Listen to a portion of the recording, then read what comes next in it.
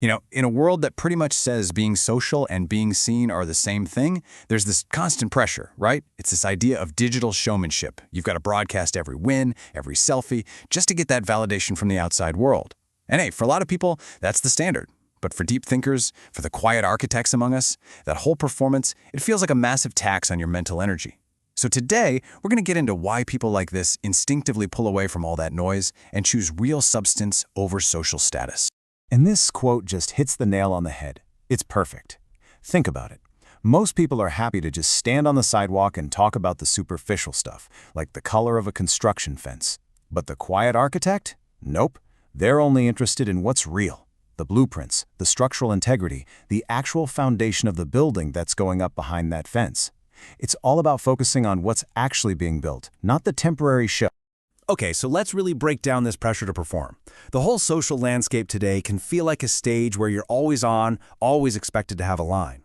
And that constant performance, it's not just a little tiring, it's a huge drain on your most valuable resource, your cognitive energy. And this right here is a really crucial difference we need to talk about. On one hand, you have being social, which is all about real connection, about substance. But on the other hand, you've got being seen, which is just about performance and chasing that external validation. It's the difference between actually sharing a moment and just curating one for an audience. And that performance brings us to this key term, digital showmanship. So what is it, really?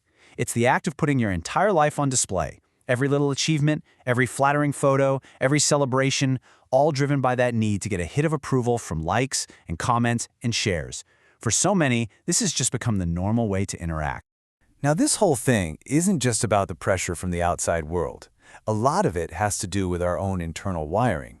I mean, if you've ever felt completely wiped out by a superficial conversation, guess what? There's a very real psychological reason for that. And this is the million-dollar question, isn't it? Why does a simple chat about the weather feel more exhausting than a deep dive into some complex idea? Well, I'm here to tell you, it's not because you're antisocial, it's all about how your brain is designed to work. So, here's the deal. For a mind that's wired for complexity, small talk just feels like a low-value task. It doesn't have that intricate web of variables that your brain just loves to sink its teeth into. And because of that, there's no dopamine reward, no little prize for your curiosity system. It ends up being all mental cost with zero satisfying payoff. But this aversion to the superficial, it actually points to a much deeper strength. It's the ability to build your sense of self from the inside out because you're relying on a super powerful internal evaluation system. This slide shows it perfectly. It's about two different operating systems for your self-worth. Psychologists call it the locus of evaluation, basically where you get your validation from. The external locus needs constant input from the outside, likes, shares, praise. But the internal locus, that runs on a totally different code. It's guided by your own values, your own personal standards. You're the one who judges your worth. And the result of running on that internal system? Your confidence isn't at the mercy of some social media algorithm or what other people think that day. No, it's built on something way more stable, way more permanent, your own solid sense of who you are.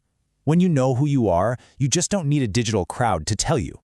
So, choosing deep conversations over digital performances isn't some kind of social failure. Actually, it's a really smart, deliberate strategy for keeping your mind operating at its peak. I absolutely love this phrase from the source material, biological sabotage.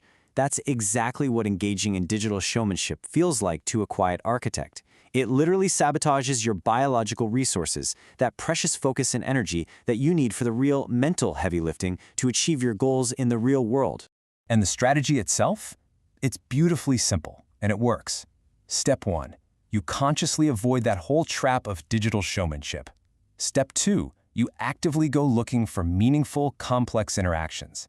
And Step 3. You fiercely protect that mental space for the deep work that actually matters to you. And this really just captures the whole spirit of it, doesn't it? You're not missing out. You're not being cold or distant. You are simply holding out for a conversation and interaction that's actually worthy of the incredible, complex architecture of your own mind. Okay, so let's bring this all home. The next time you feel that pressure to perform, to announce your moves to the world, just remember where your real strength is. It's in the foundation you're building, not the shiny facade you're putting on display. This is the core message. Really let it sink in. You are an architect of substance, not of display. Your job is to build things that last, real relationships, solid ideas, meaningful projects, not to create a temporary show just for applause. So the key really is to shift your focus. Stop measuring your social life by the number of people in your audience and start measuring it by the depth of your connections. Trust me, one truly meaningful conversation will always, always be worth more than 1,000 empty likes. And that leaves us with one last, really powerful question to think about. In a world that's obsessed with temporary fences and flashy displays, it's worth taking a moment to look inward and just ask yourself, what foundation are you building?